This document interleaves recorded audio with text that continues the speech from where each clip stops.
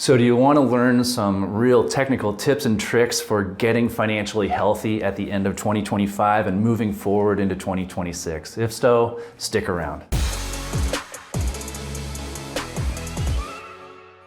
I've been looking back over 2025 at some of the questions that our clients that you have asked us over the course of the year, and not surprisingly, there's just a variety of different topics. Things from, how can I protect my portfolio, or am I protected from the volatility of the markets? You remember the whipsaws that we saw towards the beginning of the year. What is the impact of geopolitical events on my portfolio? What's going to change in terms of the updates to the tax code and how I take distributions? And gosh, if you look back at all the weekly commentaries, Tim and the crew have done really a fantastic job on addressing all of these different types of things. There's one other topic as well that comes up quite a bit, and it's a very general topic. And so I thought today I'd jump into that. And that topic is, how do I get financially healthy? Two things that came out, I've seen a lot of it, and hopefully they're helpful for you. The first one is, what's the most effective way to build and maintain an emergency fund? In my experience, you might have already shut me down, but in my experience,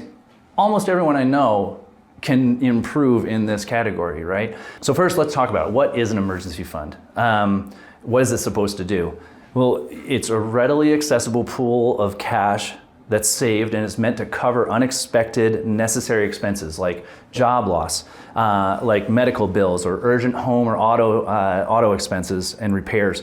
And it's meant to prevent our reliance on a high interest debt, and it provides a financial safety net for sudden financial shocks to our system. It's meant for true emergencies.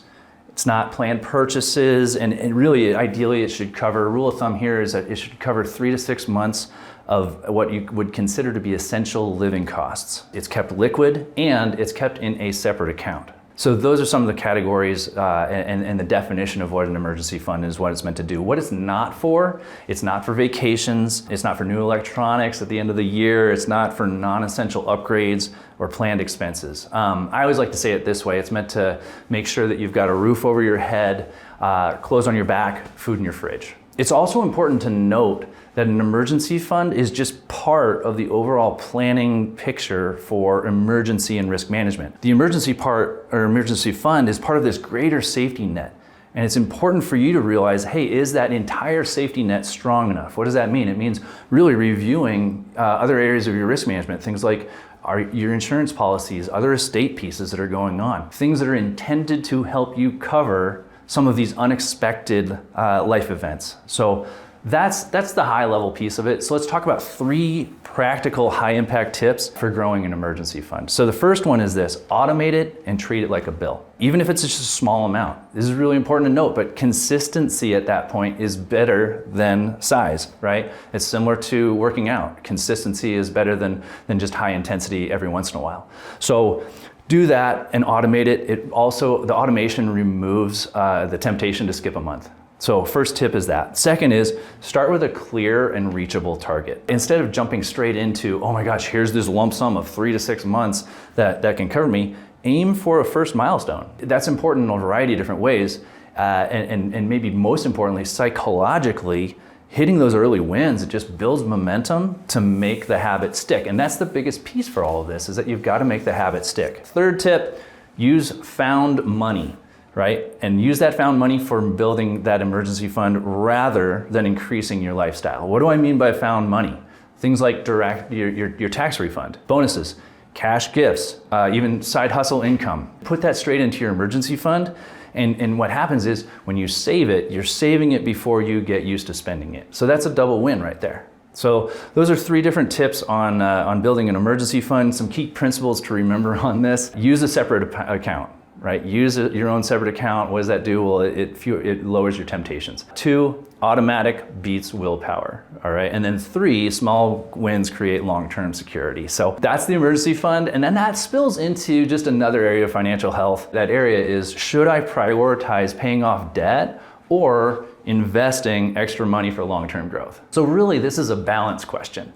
That's one way that I look at it. Balancing student loans, mortgages, and credit card debt against building investment portfolios is really, really important. And so I just want to give you a couple of tips on this. The short answer is, it depends on the interest rate, the type of debt, and your financial foundation. And so here's a clear way to decide without overthinking it. Generally speaking, if the interest rate on your debt is less than, say, 6%, it may make more sense to invest any extra dollars. Why? Because typically, stock market returns have historically been 6% or more, right? On a very conservative portfolio. So that's a good way to look at it over the long term. High interest debt, like I said, greater than 6% annual percentage rate, pay that off first, right? So what are examples of that? Well, certainly credit cards, personal loans, sometimes private loans, definitely some vehicle loans these days, those sorts of things, right? So why? Well, if you think about it, paying off a 20% APR on a credit card is going to have a return that's better than most investments. So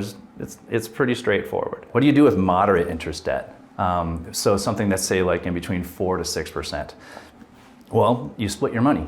It's a good way to look at it, right? And the strategy there is basically to say, hey, let's go ahead and put 50 to 70% towards our debt.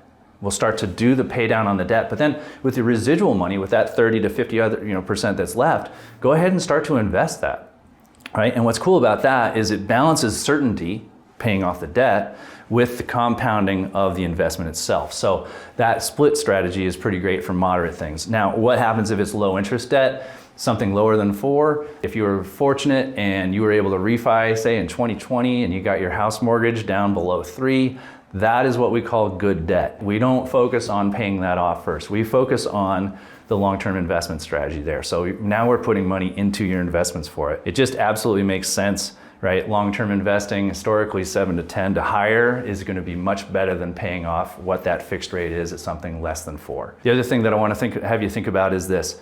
Don't leave free money on the table, right? If you're talking about, hey, should I reduce my debt? Should I invest? There's this other category of money, and that's the free money part. What do I mean by that? I mean, if you are part of a retirement plan where your employer is matching anything, any dollar for dollar, make sure that you have at least got that match, right? So if they're matching 100% of your contributions up to 3%, right? So $3 on every 100, and they're going to give you 3 more additional dollars. Please take that. Absolutely, absolutely take that. Wrapping this up, let's talk about a very simple decision chart. First one is this.